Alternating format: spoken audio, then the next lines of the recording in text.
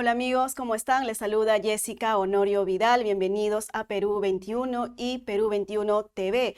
Hoy vamos a conversar con los diferentes temas que se están suscitando a nivel del país con casos de violencia y bullying. El caso más sonado ha sido en Piura, el Colegio Pamer de Las Arenas, donde un menor por un juego denominado el maletón estuvo a punto de terminar en una tragedia. Del mismo modo, en el colegio, aquí en Surco, Santa Marianista de Santiago de Surco, hubo un incidente de violencia donde un menor de quinto año fue atacado por sus compañeros de segundo grado. Lo mismo está sucediendo y lo tenemos en el periódico el día de hoy de Perú 21. Niño muere en el colegio de Corazón de Jesús, ubicado en el RIMAC. Este caso vamos a tratar con nuestra invitada. Ella es Claudia Tazara, psicoterapeuta y neuroeducadora, y además es columnista de Perú 21. Bienvenido, Claudia, por acompañarnos. Gracias en el programa. Gracias por la invitación. ¿Cómo estás? Muy bien, Claudia, este tema con respecto a violencia y bullying en los colegios que se están suscitando generan mucha preocupación a los padres. ¿Qué está sucediendo en nuestro país, en nuestra sociedad? Y la verdad, muy lamentable las noticias que vemos diariamente a lo largo de este tiempo y más con el regreso de clases en la pandemia. Estamos observando que hay muchos niños que tienen poca disponibilidad social, ¿no? O problemas emocionales también. Hay que tener en cuenta que en el bullying se le conoce como una triada, ¿no? La triada que está compuesta por el agresor, la víctima y los espectadores. Es así como sobresale también en esto el código del silencio, en la razón por la cual muchos que integran esta triada deciden no denunciar las acciones de violencia que se produce ni al agresor ni al protagonista que pasa, ¿no?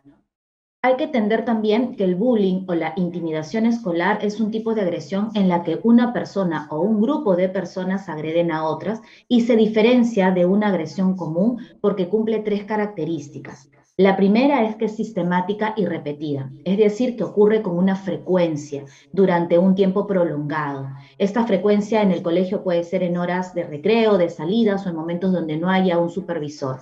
No es algo que suceda de manera esporádica, sino que es algo continuo.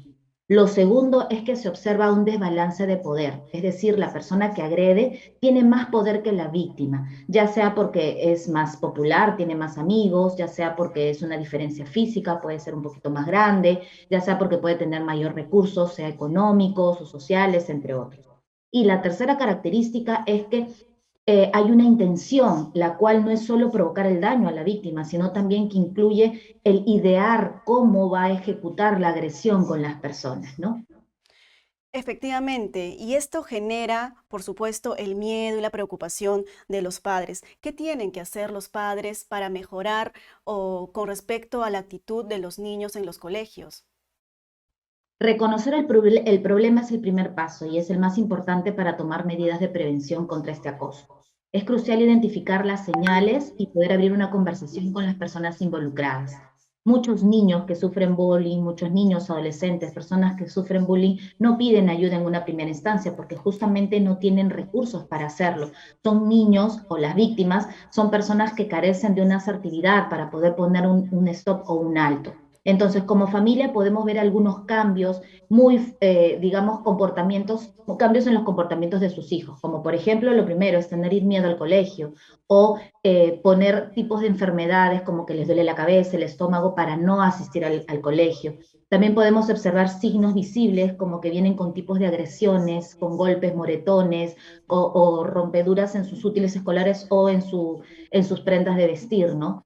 Son niños que vemos que cambian su conducta, están más estresados o más ansiosos o más retraídos o se irritan fácilmente o están enojados o son niños que descuidan también lo académico y bajan sus notas, ¿no? Entonces es importante que cualquier cambio repentino que vemos en nuestros hijos es un signo de intimidación que puede estar sucediendo y lo importante es hablar con el niño y hablar con el personal del colegio, asistir al colegio, pedir una cita con los profesores, con los tutores o con las personas que están inmersos con el niño, ¿no?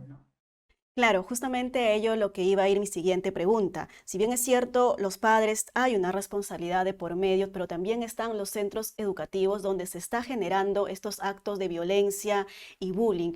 Entonces, como padres, nuestra preocupación sería ver cómo van atendiendo estos casos o qué acciones o qué requisitos o qué protocolos tienen para poder enfrentar y sobre todo detener estos actos de violencia. ¿Qué tenemos que requerir los padres de los centros educativos hoy en día? Lo primero es conversar el primer instancia es conversar con las personas, luego que haya un trabajo en el salón. Acá en la parte de la triada del bullying es importante también los espectadores, es decir, las personas que observan, que están alrededor. Si bien es cierto, el acosador es el que carece de empatía y la víctima carece de asertividad, los espectadores juegan un papel o un rol importante en estas situaciones de intimidación, porque los espectadores pueden o reforzar el comportamiento del acosador mediante señales verbales o no verbales, como risas o socialmente gratificantes, o también pueden ser activos en ayudar a que pare este acoso o puedan decir las cosas que están sucediendo. Entonces, el trabajo en sí no solamente es para el acosador, porque el acosador no solo es el que necesita un refuerzo, es el que más daño hace, sí, pero es el que necesita también trabajar habilidades sociales. También se necesita trabajar con todo el salón para que puedan estar alertas a estos cambios de conducta y puedan ayudar también a aquella víctima que no es capaz de poner un frente o un stop, ¿no? Entonces es un trabajo global que se tendría que hacer como refuerzo en un salón de clase y es un trabajo prolongado que se tiene que reforzar habilidades sociales, lo que es la empatía, lo que es la asertividad en el salón, ¿no? Claro, Claudia, ya para terminar, quisiera hacer una especie de comparación. Si bien es cierto, no es lo correcto, sin embargo, existe.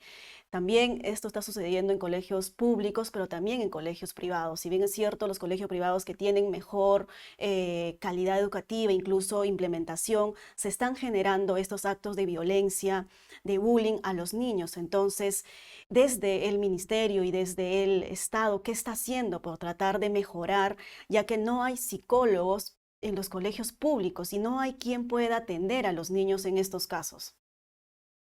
Así es importante que todo este tema no solamente es un trabajo en equipo, ¿no? Tanto colegio, familia, la parte de, digamos, poner políticas acerca de esto para que se pueda trabajar y trabajar mucho la prevención, prevención desde casa, prevención desde colegio y prevención para los centros educativos que puedan tener esto en un futuro. Hay que tener en cuenta que no solamente es ir en contra del acosador, el acosador también tiene problemas, es probable que esté atravesando por problemas psicológicos, emocionales o conductuales y es que por eso tenga esta conducta de acosador y de agresor y tenga a la víctima, ¿no? Entonces es un trabajo en conjunto, no solamente es en uno solo y ir contra esa persona, sino ver de qué manera podemos ayudar y qué es lo que está careciendo cada personaje, digamos, en esta triada, no tanto el acosador como la víctima como los espectadores, ¿no? Muy bien, muchas gracias Claudia Tazara por acompañarnos hoy en el programa. Ella es psicoterapeuta y neuroeducadora y además columnista en Perú 21. Gracias por la invitación y los invito a revisar mis redes sociales donde diariamente publico información de prevención sobre crianza, salud emocional y cuidados de tu salud mental.